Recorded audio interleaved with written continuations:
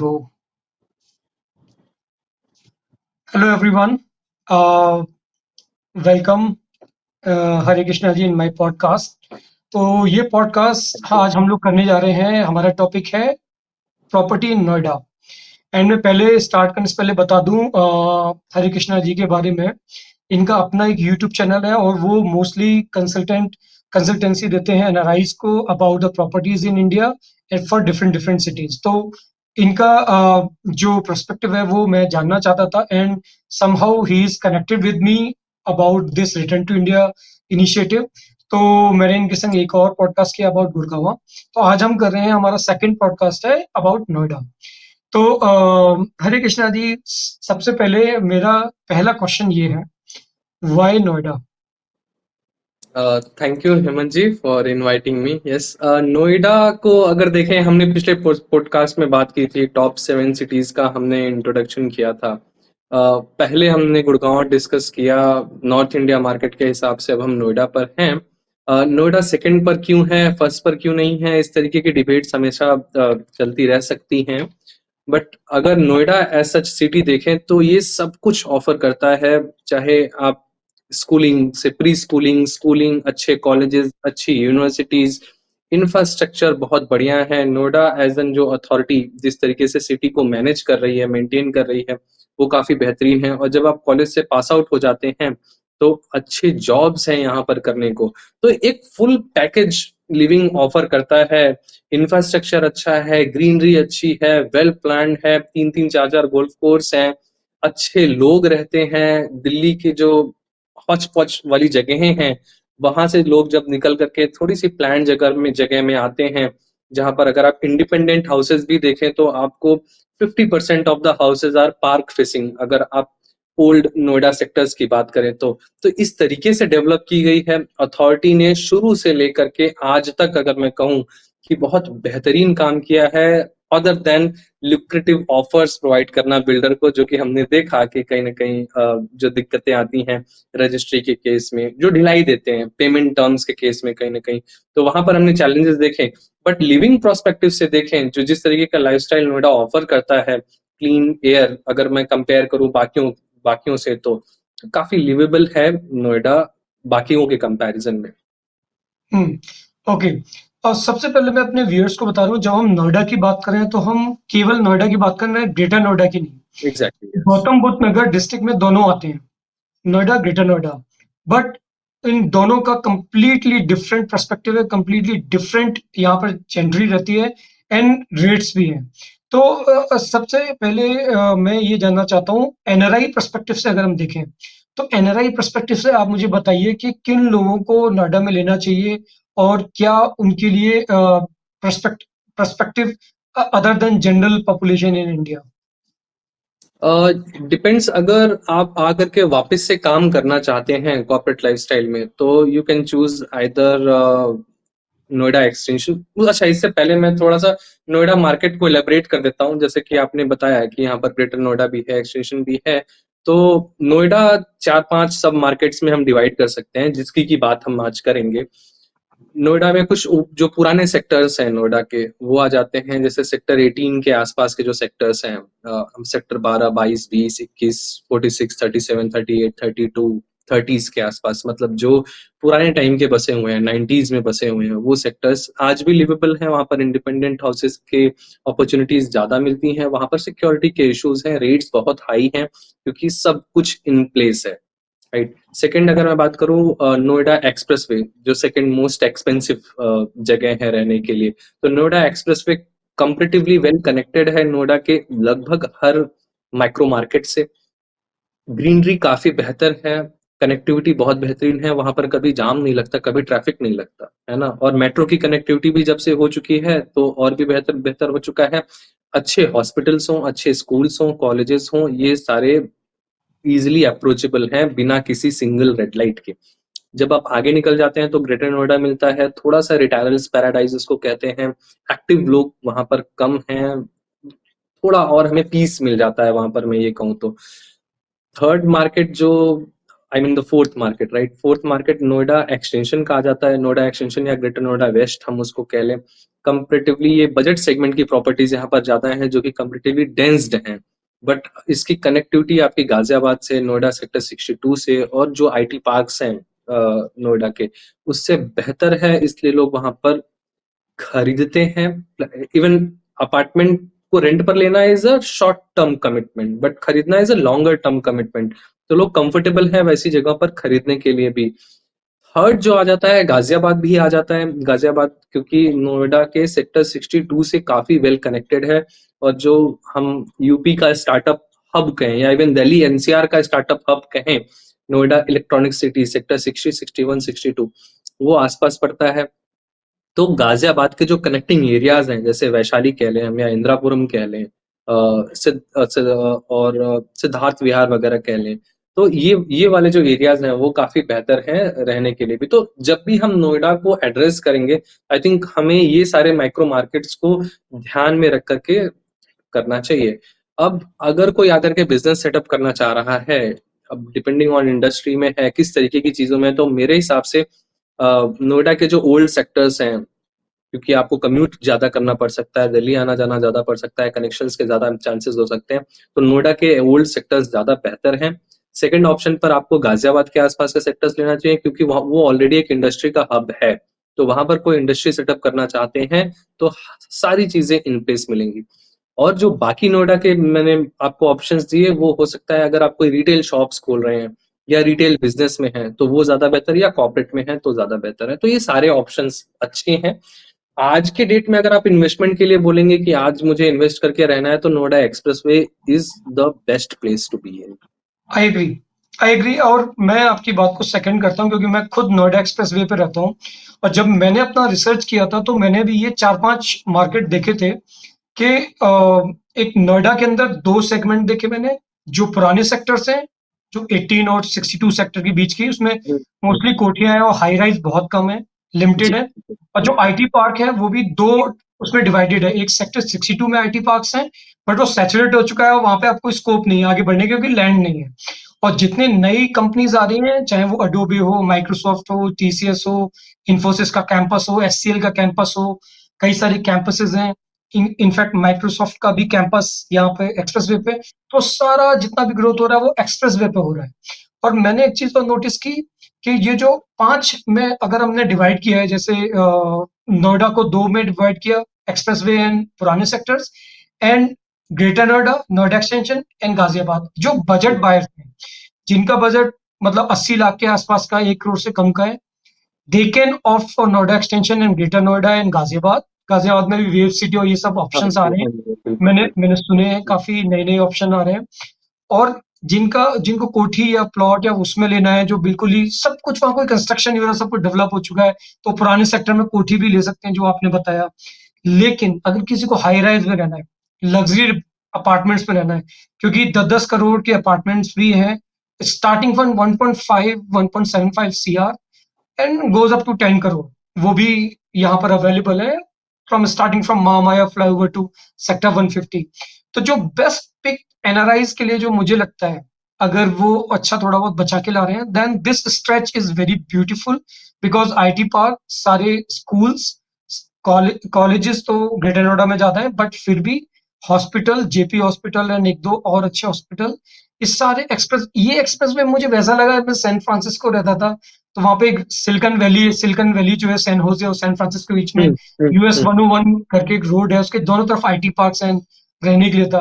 तो ये एक ऐसा एक्सप्रेस वे जिसमें एग्जिट्स बना रखे हैं, एंड देन वहां पर हाई राइज एंड सब कुछ है, हैबिटेट हो चुका है। एंड अभी पॉइंट ये है कि अभी भी यहाँ कंस्ट्रक्शन चल रहा है, तो अगले 5 साल 10 साल आपके हाथ में है कि आप पकड़ सकते हो।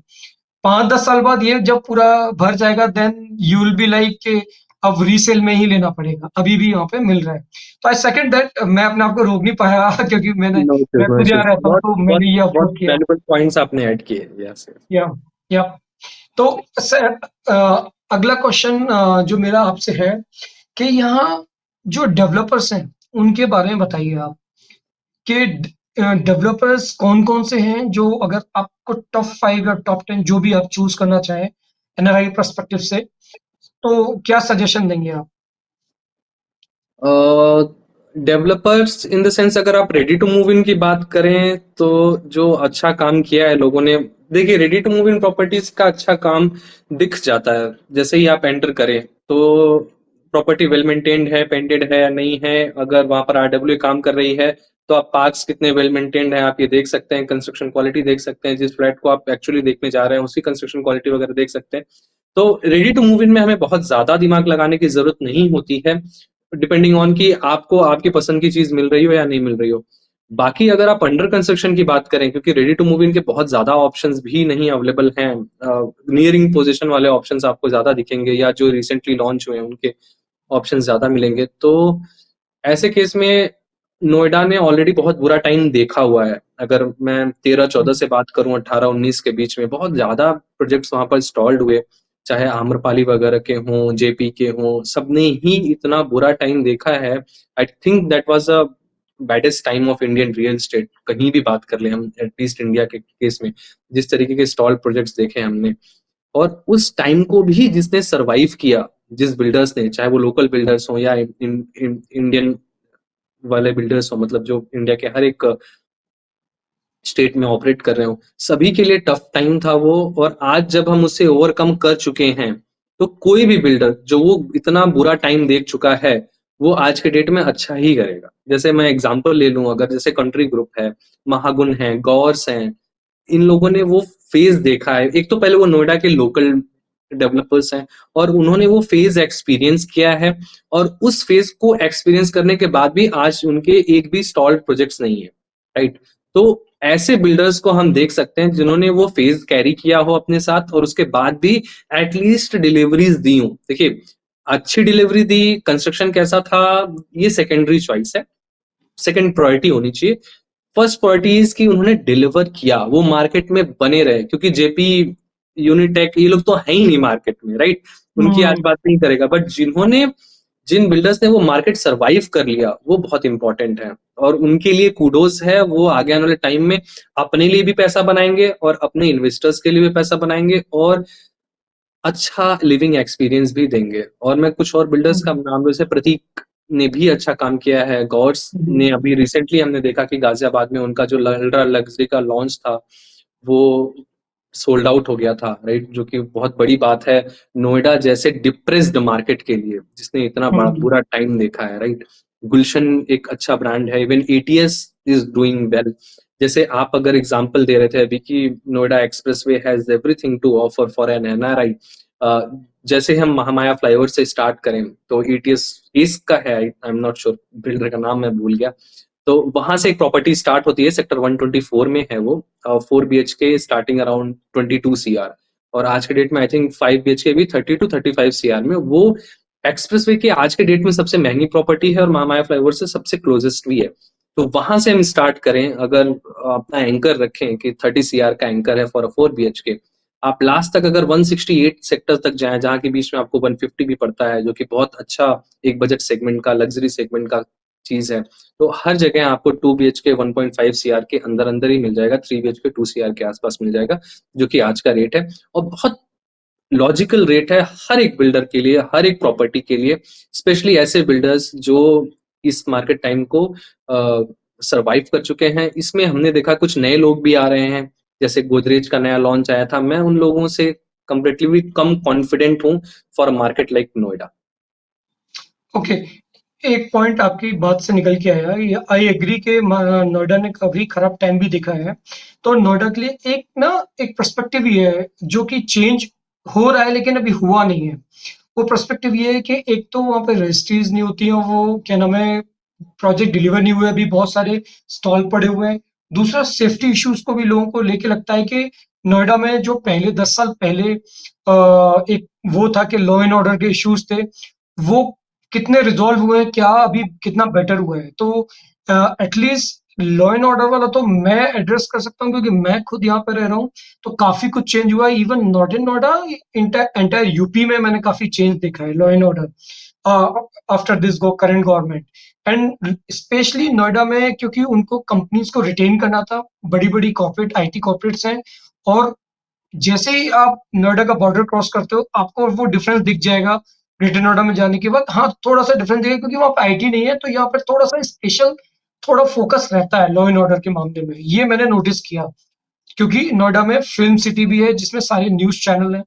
आज तक, ABP news, NDTV, I don't know, India TV, ये सारे इवन मेरे फ्रेंड्स भी हैं इन सब में जो प्राइम एंकर्स भी हैं, वो उनसे मेरी बात होती है, बताते हैं कि नोएडा में फोकस इसलिए भी जाता है क्योंकि यहाँ पर सारे न्यूज़ हब, चैनल हब है, प्लस आईटी कॉर्पोरेट है, तो थोड़ा-सा लॉ एंड ऑर्डर बेटर हुआ है, ये मैं अपने व्यूअर्स को बताना चाहता हूँ। बेटर भी हुआ है एंड काफ़ी इम्प्रूव हुआ है। खत्म कहीं से नहीं हो सकता दुनिया के किसी कोने से कि ज़ीरो हो जाए क्राइम, बट बेटर होना चाहिए, should be in the right direction. Second, जो आपने बोला खराब टाइम देखा है, जो पर्सपेक्टिव है, जो माइंडसेट है नोएडा को लेके, वो कितना चेंज हुआ है, वो कितना चेंज होना चाहिए, ये बताइए? देखिए, मुझे नोएडा, चाहे देखिए गवर्नमेंट तो आती जाती रहती हैं। जब हम रियल एस्टेट की हुँ, बात करते हैं तो it is for the life time, right? Hmm, पुरानी गवर्नमेंट की भी बात कर लें, इससे पहले जो समाजवादी पार्टी की सरकार थी, उसमें भी मुझे नोएडा एज़ एन एक्सेप्शन ही लगता था। जो कुछ हुँ, केसेज़ हमें देखने को मिले हैं, हुँ, वो आउटर एरियाज़ में मिले हैं। जैसे उस टाइम पर ग्रेटर नोएडा वेस्ट सेक्टर 8 1 की बात करें, तो सबसे ज़्यादा इश्यूज़ आते थे। इवन मैंने भी पर्सनली लोगों को, मतलब पर्सनली नहीं, बट जान-पहचान के लोगों को सुना है कि वहाँ पर कुछ ऐसा हो गया। वो उस हुँ, टाइम पर बहुत अंडर डेवलप्ड एरिया था। मतलब वहाँ पर हुँ, एक सिर्फ हाई राइज़ की कंस्ट्रक्शन चल रही है और कोई रहने नहीं जा रहा। तो ऐसे इश्यूज़ मैं एनआरआईज़ को ऐसे ही एड्रेस करूँगा कि इंडिया में हर जगह थे। आज भी हैं, हुँ, रहेंगे, हमेशा ही। हो सकता है पता नहीं आगे कुछ बहुत अच्छा हो जाए तो। प्रॉपर्टी को चूज़ करने से पहले हमें ये ध्यान देना चाहिए कि जहाँ प्रॉपर हैबिटेशन है वहीं देखें, क्योंकि पुलिस की पेट्रोलिंग भी वहीं हो रही है। राइट? हुँ, आज बीजेपी की गवर्नमेंट है, यस आई एग्री कि बहुत ज़्यादा स्ट्रिक्ट हैं, ऐसे केसेस में तो नहीं हो रहे हैं, बट कल को गवर्नमेंट भी चेंज हो सकती है, हमें इस हिसाब से भी सेफली रखना है अपने आप को।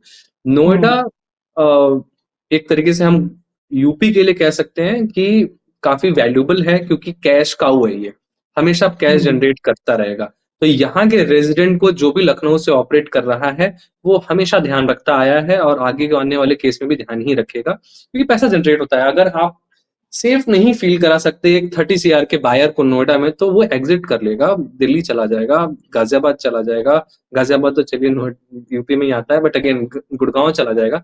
गवर्नमेंट ये नहीं चाहेगी। जैसे कि आपने बताया कि कॉर्पोरेट्स को रिटेन करने के लिए कितना फाइट कर रही है अभी करंट गवर्नमेंट, क्योंकि वहां से पैसा जनरेट होना है। अब ऐसा सीन नहीं रहा कि आप इनसिक्योर फील करें नोएडा जैसे शहर में, स्पेशली अगर आप ऐसी जगह हैं जहां हैबिटेशन है। हुँ, हुँ, हुँ।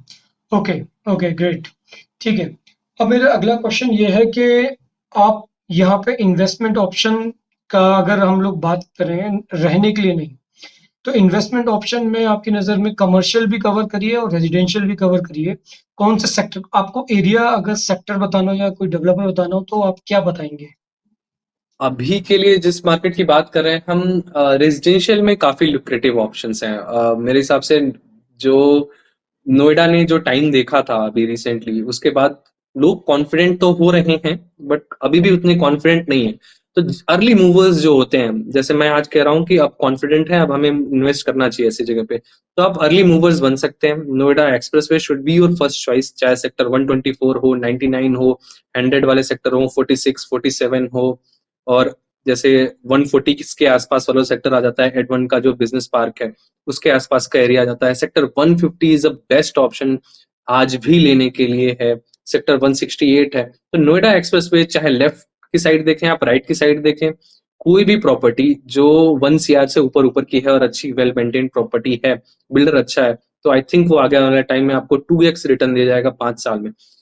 एक्सटेंशन की बात करें तो, एक्सटेंशन मतलब नोएडा एक्सटेंशन की बात करें तो, मुझे वो मार्केट थोड़ा सा बजट सेगमेंट वाला बायर का लगता है। अगर वहां पर आप कुछ ले रहे हैं तो 60 to 80 lakhs के आसपास का आपका सेगमेंट होना चाहिए, अगर प्रॉपर्टी वेल मेंटेन्ड है। कोई फ्रेश लॉन्च की रिकमेंडेशन वहां पर नहीं है।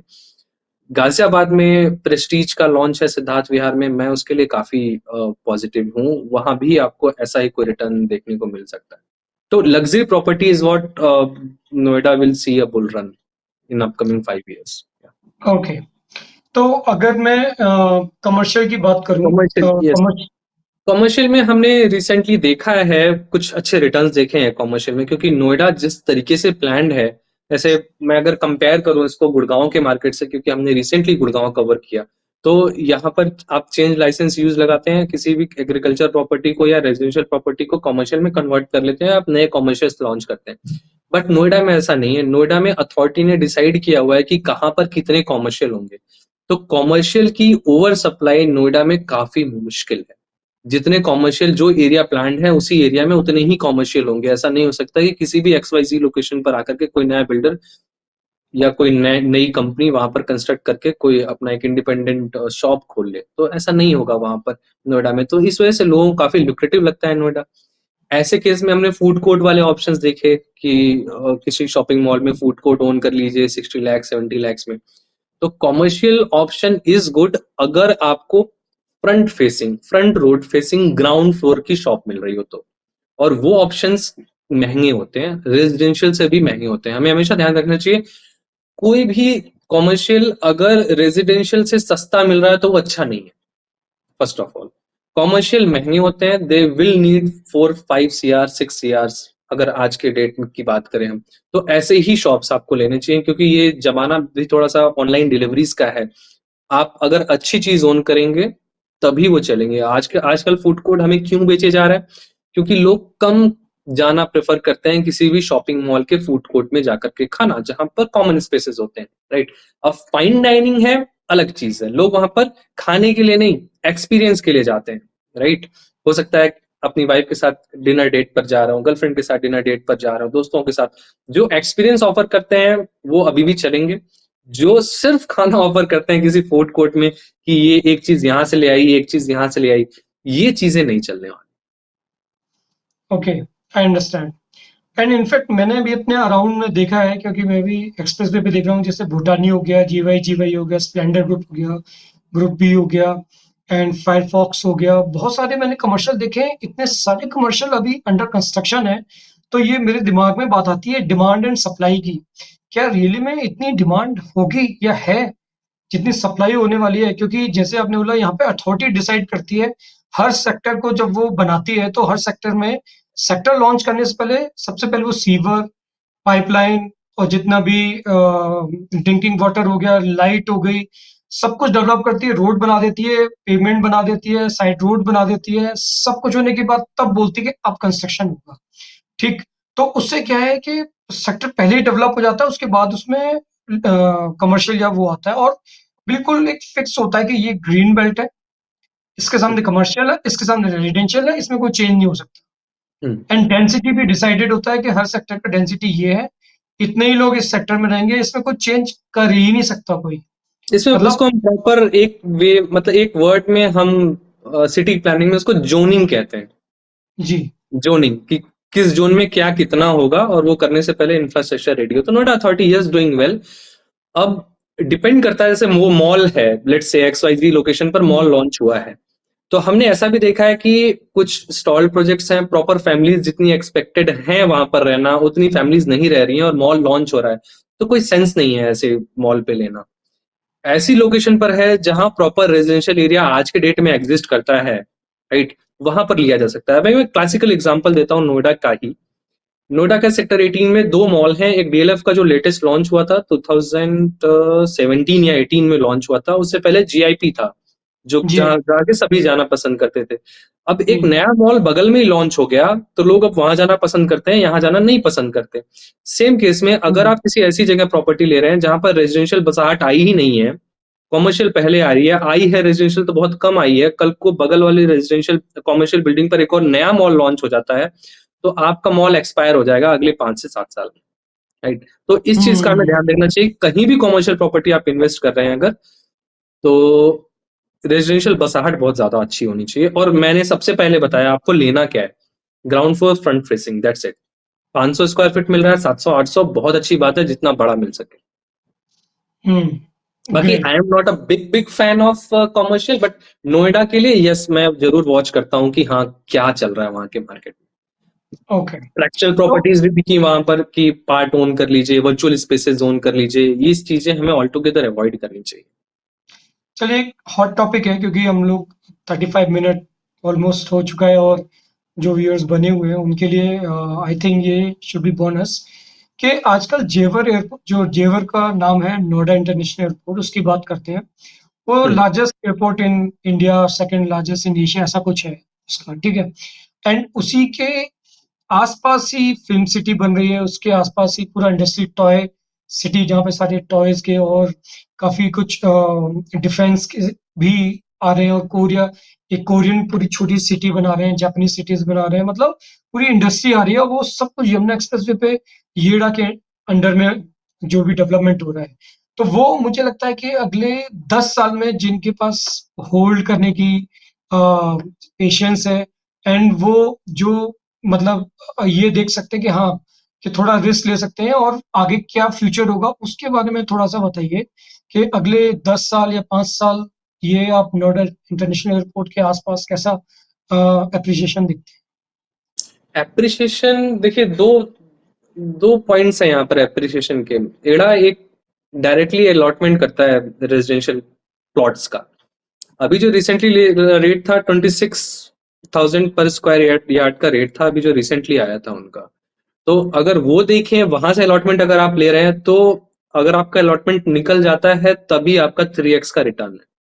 मतलब 70 to 75,000 पर स्क्वायर यार्ड तो रेट मार्केट का चल रहा है, और 1/3 पर आपको अलॉटमेंट मिल रही है, वो बहुत अच्छी बात है। बट अगर आप रीसेल में कुछ खरीद रहे हैं, तो मैं थोड़ा सा वहां के लिए इतना पॉजिटिव नहीं हूँ, क्योंकि उतने जेब से पैसे देना और प्लस 10 साल का पेशेंस रखना थोड़ा सा मुश्किल है। और बीच में गवर्नमेंट्स भी चेंज होती रहती हैं और आएंगी। जैसे जैसे आपने जेवर एयरपोर्ट का बोला, इंडस्ट्रीज डेवलप हो रही हैं। जो भी इंडस्ट्रीज डेवलप हो रही है, उनका भी रेजिडेंशियल जोन उस इंडस्ट्रियल प्लॉट के साथ भी है। मतलब अगर कोरियन सिटी आ रही है, तो कोरियन सिटी का कोई अगर इंडस्ट्री बनेगा, तो साथ में उनका रेजिडेंशियल जोन भी बनेगा। तो बहुत ज्यादा फायदा होगा जरूर, बट पेशेंस रखना होगा हमें। थर्डली, ये जो इंडस्ट्रीज आ रही हैं, इनमें एग्जीक्यूटिव क्लास बहुत कम होते हैं। 1,000 वर्कर्स पर आप 5 एग्जीक्यूटिव या इवन 10 एग्जीक्यूटिव मान सकते हैं। वहां पर हैं? ऐसा नहीं होने वाला कि कोई कॉर्पोरेट ऑफिस स्पेसेस खुल जाएं, आईटी इंजीनियर्स जाकर के रहें। तो लोग रहेंगे, बट उनकी बाइंग पावर नहीं रहेगी। मतलब अगर if you are earning 50,000 rupees per month, तो you can not wish for a 1 CR property, right? Hmm. क्योंकि उस टाइम पर हम्म। ये रेट्स हो चुके होंगे। तो अगर आप फार्म हाउस प्लान कर रहे हैं या कोई रेजिडेंशियल प्लॉट प्लान कर रहे हैं कि देखी जाएगी बाद में 10 साल 15 साल बाद, तो बिल्कुल लिक्रेटिव इन्वेस्टमेंट हो सकती है। बट उसके बाद जैसे मैंने आपको बताया, और भी ऑप्शंस हैं शॉर्ट टर्म में जब हम अच्छा पैसा बना सकते हैं। उसका एंड यूज है, जैसे आज के डेट में अगर आप पेड़ा में इन्वेस्ट करते हैं, पता नहीं 10 साल बाद आप जा करके वहां रह पाएंगे या नहीं रह पाएंगे। बट जब हम बात करते हैं नोएडा एक्सप्रेसवे की, गाजियाबाद की एक्सप्रेसवे की, सॉरी एक्सटेंशन की, तो आज भी जाके रहा जा सकता है। तो आई थिंक वैसी जगहों पर लोकेशन इन्वेस्ट करना ज्यादा बेहतर होता है। गवर्नमेंट्स चेंज हो जाती हैं। उत्तर प्रदेश बहुत बड़ा स्टेट है। मैं तो कहता हूँ कि अगर नोएडा को बूम करना है गुड़गांव की तरह, तो अगर नोएडा और आसपास के एरिया को मेरठ वगैरह से लगा के अगर एक नया स्टेट बना दिया जाए, तो I think Noida will boom. लेकिन पॉलिटिक्स है, देखिए कब क्या होता है।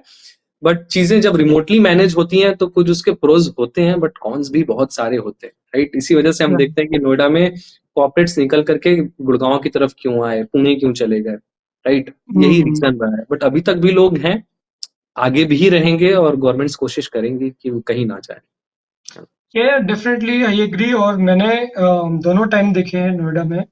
वो डाउन साइड भी देखा। आज मैंने ये देखा है कि 2-3 साल में प्रॉपर्टी प्राइस डबल भी होते हुए देखे हैं, specially on Noida expressway. Hmm. और कॉर्पोरेट्स को जाते हुए देखा है, और फिर रिटेन होते हुए देखा, फिर नए आते हुए भी देख रहा हूँ नए अभी। आते हुए भी देखा है। और मैं आज के डेट हम्म। में बता दूं कि it is under priced, just because कि हम्म। लोगों का कॉन्फिडेंस नहीं है, इस वजह से अंडर प्राइस्ड है। नहीं तो हाँ, ये मार्केट क्या है कि जो आज इन्वेस्ट करेगा वो फॉर श्योर बढ़िया रिटर्न लेकर के जाएगा। That's what I can say, right? definitely the kind of infrastructure, connectivity and the ecosystem जो आसपास डेवलप हो रहा है, क्योंकि मैं वो देख रहा हूँ, वो आज नहीं, वो जब वो बन के रेडी होगा, क्योंकि 60% डेवलपमेंट हो चुका है। वो बिल्कुल। 40% जो अभी अंडर कंस्ट्रक्शन है, वो जब बन के रेडी हो जाएगा, it will be a different, totally different ball game. So और जैसा कि हमने देखा भी है कि रेरा ने भी जिस तरीके से काम किया है, लाइक बैड टाइम्स तो देखे हमने, लेकिन एक कॉन्फिडेंस हमें रेरा भी देता है। अगर मैं रेरा को देखूं कि मतलब टॉप टू या थ्री रेराज की बात करूं, महाराष्ट्र रेरा अच्छा काम कर रहा है स्टेट वाइज अगर बात करें। सेकंड नंबर पर यूपी का रेरा ही आता है। हम देखते हैं इस तरीके की न्यूज की रेरा ने एक्शन लिया है, तो कॉन्फिडेंस तो है। यस, अच्छा क्या करेगा फॉर श्योर। तो इसी के साथ मैं अपना पॉडकास्ट यहाँ पे स्टॉप करता हूँ and thanks for all the knowledge and your views Hare Krishna ji. And मिलते हैं एक नए पॉडकास्ट में with new city. Sure, thank you. Yes, thank you. Okay. Bye bye.